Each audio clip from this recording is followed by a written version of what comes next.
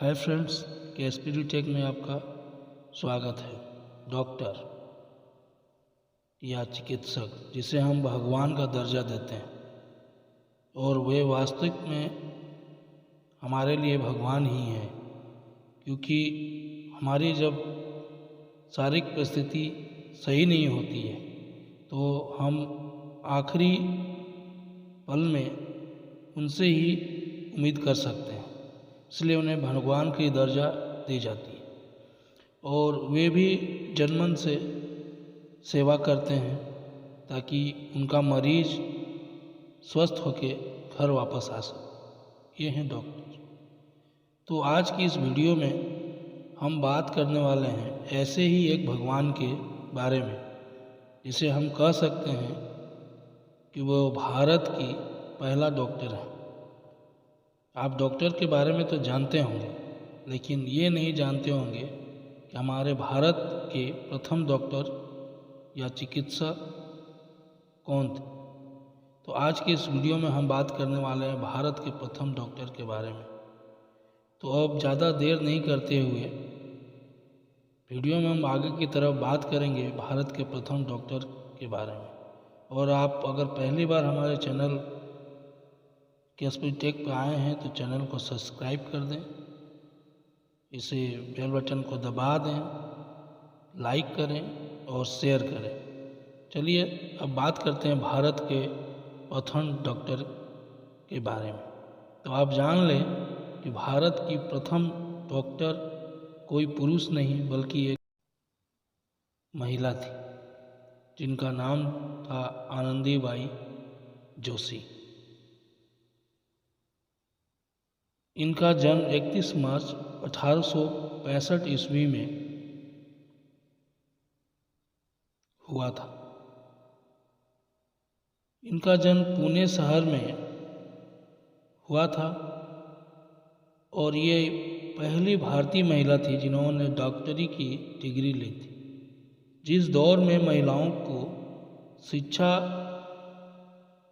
बहुत ही दुर्लभ थी, ऐसे में विदेश जाकर डॉक्टरी की डिग्री हासिल करना अपने आप में एक मिसाल है।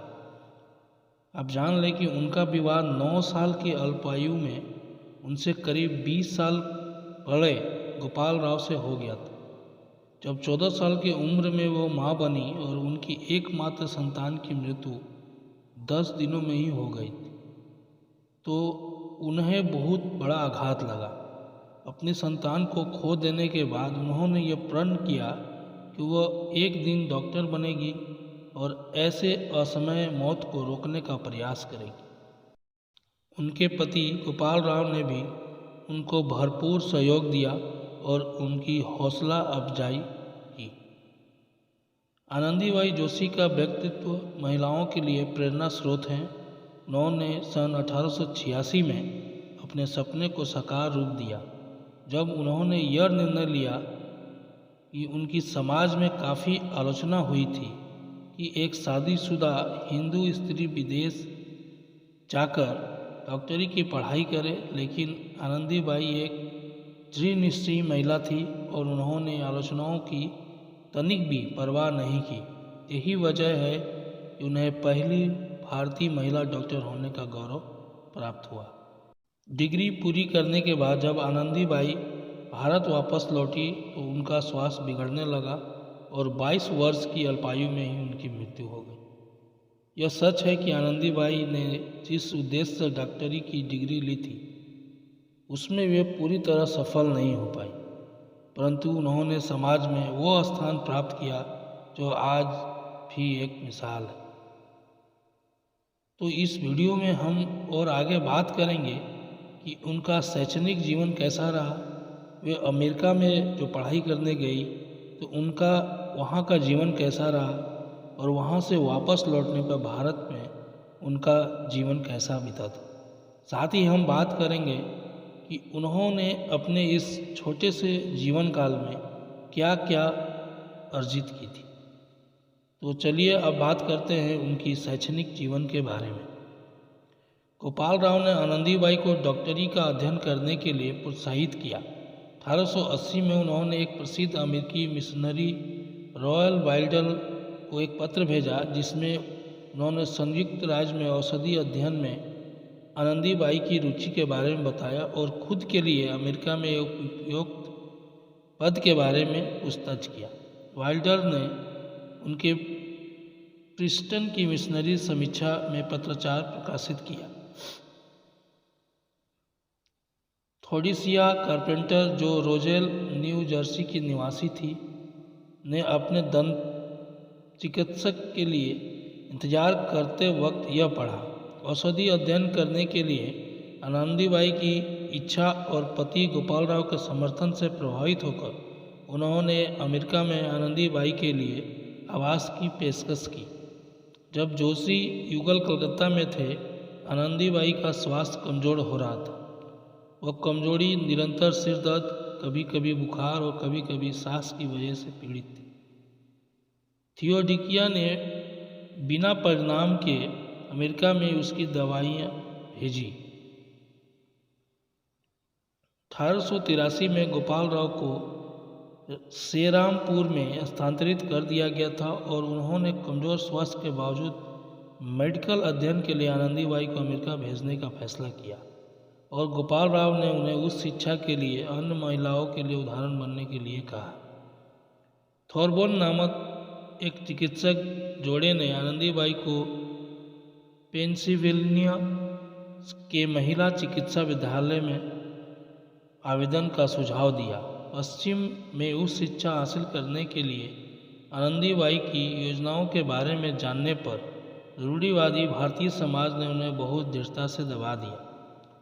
आनंदीबाई ने सेरामपुर कॉलेज, जो पश्चिम बंगाल में था, हॉल में समुदाय को संबोधित किया, जिसमें अमेरिका जाने और मेडिकल डिग्री प्राप्त करने के फैसले को समझाया।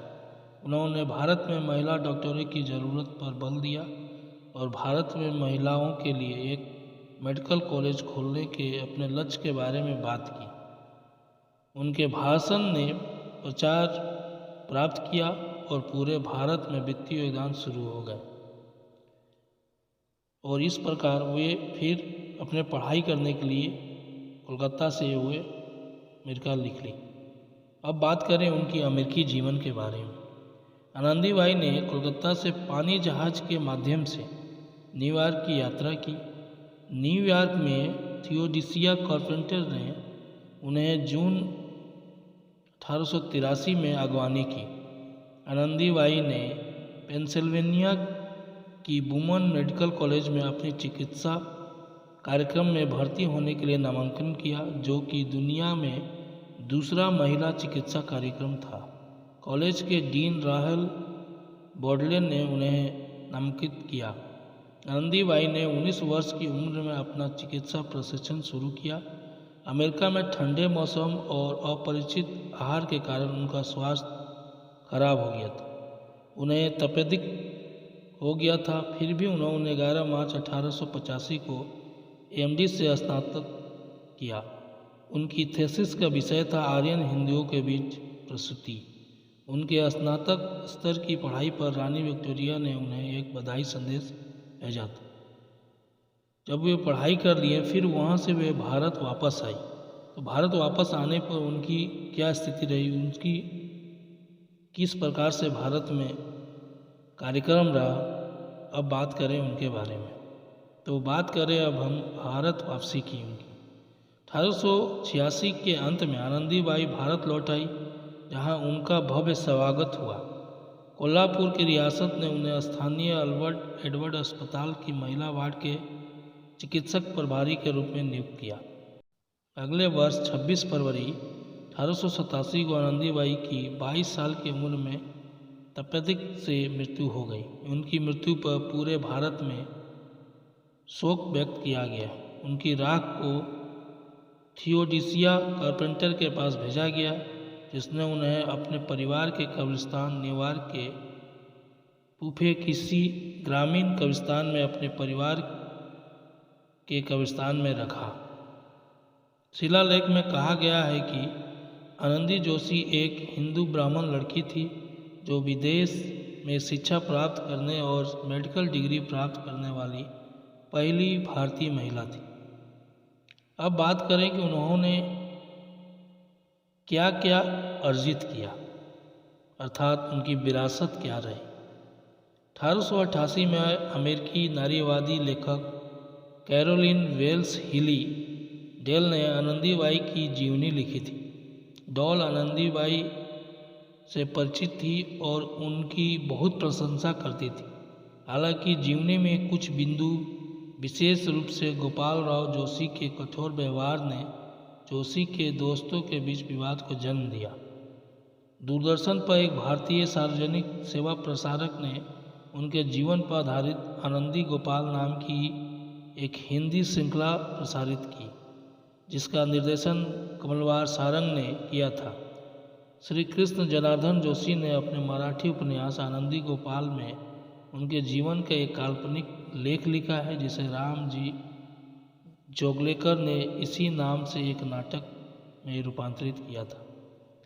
डॉक्टर अंजलि कीर्तन ने डॉक्टर आनंदीबाई जोशी के जीवन पर बड़े पैमाने पर शोध किया और उनके समय और उपलब्धियों के बारे में एक मराठी पुस्तक डॉक्टर आनंदीबाई जोशी काल आणि कर्तव्य लिखी है। इसमें डॉक्टर आनंदीबाई जोशी की दुर्लभ तस्वीरें भी है।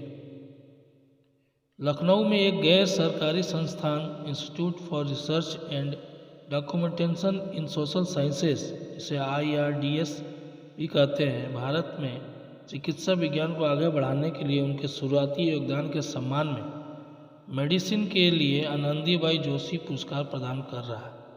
इसके अलावा महाराष्ट्र सरकार ने महिलाओं के स्वास्थ्य पर काम करने वाली युवा महिलाओं के लिए उनके नाम पर एक फेलोशिप की स्थापना की है। उनके सम्मान में शुक्र पर एक गड्ढा का नाम उनके नाम पर जोशी रखा गया है। 31 मार्च 2018 को गूगल ने उनकी 153वीं जयंती के उपलक्ष्य में उन्हें गूगल डूडल के साथ सम्मानित किया। 2019 में मराठी में उनके जीवन पर एक फिल्म आनंदी गोपाल नाम से बनाई गई थी। तो ये थी कहानी हमारी भारत की पहली महिला डॉक्टर के बारे में। आशा करता हूँ आपको ये जानकारी अच्छी लगी हो। अच्छी लगी हो तो इसे औरों तक शेयर करें। धन्यवाद। जय हिंद, जय भारत।